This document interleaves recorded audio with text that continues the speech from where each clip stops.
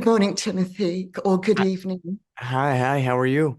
Wonderful, thank you. I was wondering if there was something that you did physically before you went into every scene to capture who this man is, something that got you to his essence. Um, Honestly, no. Honestly, no. I'm sorry. So Um, what was the biggest stretch then? Let's just move right no, it on. was everything. That's not to say that I didn't do anything physically, but I looked at this less like I had sections of Bob Dylan 1961 to nail, that is to say, physicality, music, relations to other people, and it was more like everything.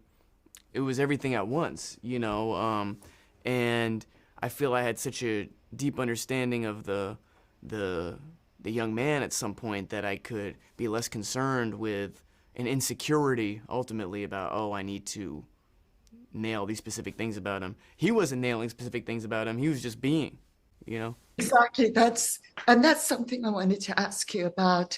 When we see him in the all black on the motorcycle, or we see you, it's an iconic moment. Um, and I wondered how much being in the costume helped connect you, especially since you have paid homage to him on the red carpet by emulating his look. Yeah. Um, yeah. Well, his style was super distinct, and it was very distinct at that time. In the mid '60s, early '60s.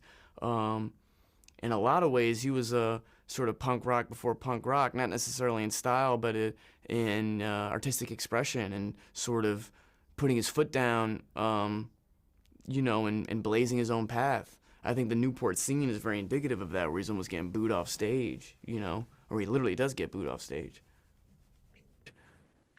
I also wanted to ask, I do the red carpet at the Globes, and you are iconic there Ha! um, with your fashion. I felt a little bit like Dylan in that you push boundaries. You'd seem not to care what um, the trend is. You follow your gut. So is that something that you've always done? And did that help you get into character? And how do you approach red carpet? All of that. All of that at once. I got you. I got you. All that at once. Well, I'd say that, you know, listen, I hope this doesn't sound pretentious, but clothes, like music, like architecture, like films, they're all just expressions. And sometimes you might want to, use the same color palette that everyone else is using in every walk of life.